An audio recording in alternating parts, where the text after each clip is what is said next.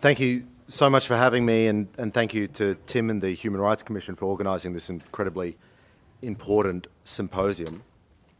Australia is a liberal democracy, and liberal democracies are founded on freedom of speech.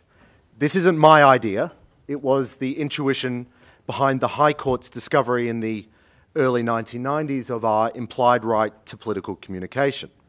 Now, that right, in my view, is quite inadequate, but for our purposes today, I'll point out that the right to political communication isn't really a right per se, at least not in the way we're used to speaking of human rights, which is as universal, based on fundamental moral principles and innate to our personhood. It's more of a pragmatic legal workaround to what I think is a basic contradiction in Westminster government, and that is this. From the fact that it is freely chosen by the conscience and free debate of free citizens. But then the Parliament is able to write laws that determine the rules under which that debate may be conducted and what consciences may be publicly expressed. But then again, if the right to political communication is all we are offered, then I guess we'll have to take it. Today I want to do two things. First, I want to briefly lay some foundations for what I think is a right to freedom of speech. Now, these foundations are philosophical. You might even say they are ideological. The last 3 years of free speech debate, beginning, I think, with the Andrew Berg case, has been a very ideological one. It should be an ideological one. Pretending that free speech is just a matter for lawyers to negotiate competing rights claims in courts or for human rights technocrats to arbitrate between different international instruments, I think just pays lip service to the very foundation of those rights in the first place. The idea of human rights is a fundamentally political one, and human rights claims are political claims.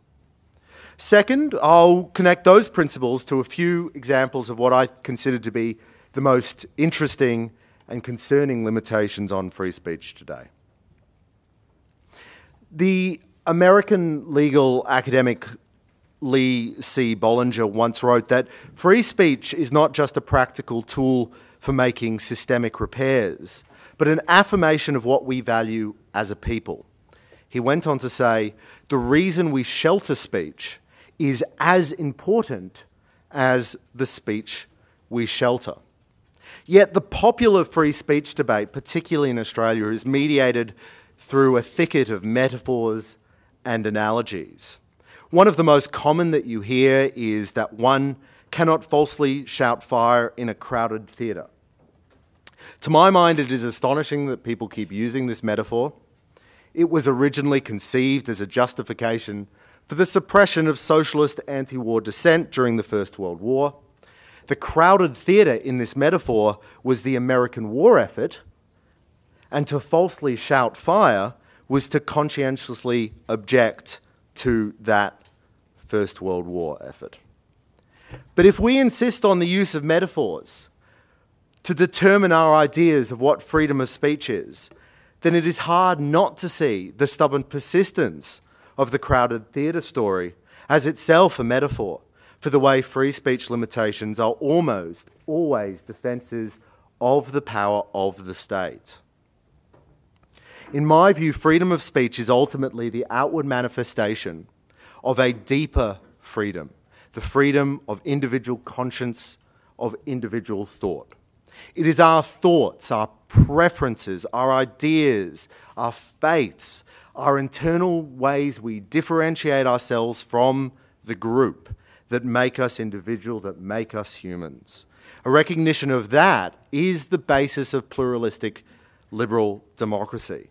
Free speech is not just a tool to help the state function better, as the High Court's reasoning suggests it is. Rather, it is fundamental to our individual moral autonomy. Now, I understand that is incredibly wishy-washy. But to my mind, talking about principles in this way seems to be more productive than the opposite, which is the philosophically empty busywork that constitutes most debate about human rights in Australia today. That is, measuring Australian law against international treaties and then identifying where the two differ. And it is on the principles that I think Australia has a massive freedom of speech problem. Our defamation laws are heavy-handed.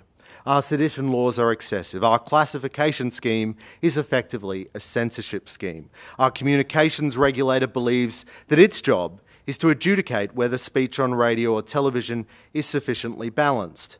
We were told that the federal government abandoned the internet filter a few years ago, but Section 313 of the Telecommunications Act operates exactly as opponents of the internet filter feared that Labor's policy would. And last week we learned that a super injunction can prevent us from discussing one of the most absolutely scandalous foreign activities of the most important economic institution in the country. And this super injunction, we are told, is necessary to protect national security. Of course it is. The bottom line from that super injunction is this: I am unable to discuss the unlawful activities of a government department at a national conference on free speech. Let me briefly mention a few policy proposals on the cards, though, that have what I think are substantial free speech implications. First is the government's proposed Children's E-Safety Commissioner. This will have the power to delete material off social media websites. The government's phrase is rapidly take down harmful material. Now, this is supposed to tackle bullying, and bullying is an incredibly serious issue. But the proposal will offer no material benefit for children being bullied. The evidence is incredibly clear on that. And ultimately, this policy is a strong example of how moral panics ultimately manifest in attacks on speech.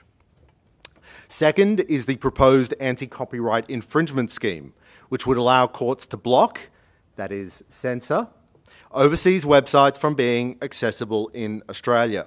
Once again, how does this differ from Labor's reviled internet filter proposal? Finally, it is worth dwelling on the new frontier in freedom of speech restrictions, that is, mass surveillance.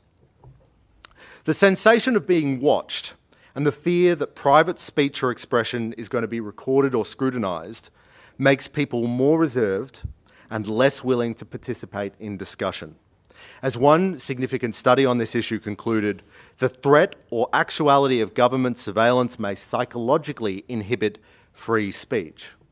This is something to reflect on 2 days after the federal government has announced it's seeking to require internet service providers to retain records of their customers' internet activity for 2 years. What websites would you be reluctant to visit if you knew that they were going to be placed on your 2-year activity record at your internet provider? For any of Australia's dozens of law enforcement agencies or regulators or quasi-judicial bodies to trawl through years later, what would you decide not to read, not to watch, not to look at in the privacy of your own home? What links would you regret clicking? What emails would you avoid sending? Data retention is and will be a truly repressive constraint on free speech. And that's before we start talking about the privacy implications or the cost. The Abbott government came to the 2013 election promising to pursue what it described as a freedom agenda. Unfortunately, on Tuesday, it also announced it's abandoning its promise to repeal Section 18C of the Racial Discrimination Act in its current form. Apparently, it would be too divisive to restore in some small way freedom of speech while introducing a policy, data retention, that will suppress speech even further. This is incredibly disappointing. What is left of the freedom agenda? For my organisation, the Institute of Public Affairs, and its thousands of members, Section 18C is still an iconic and unambiguous limitation on free speech. We will continue to fight to repeal it, whether in this government or the next. The Roman historian Tacitus defined the essential attributes of free Roman citizenship as one who can think what they please and say what they think. Without such liberties, liberal democracy is weak and our human rights are without protection. Thank you very much.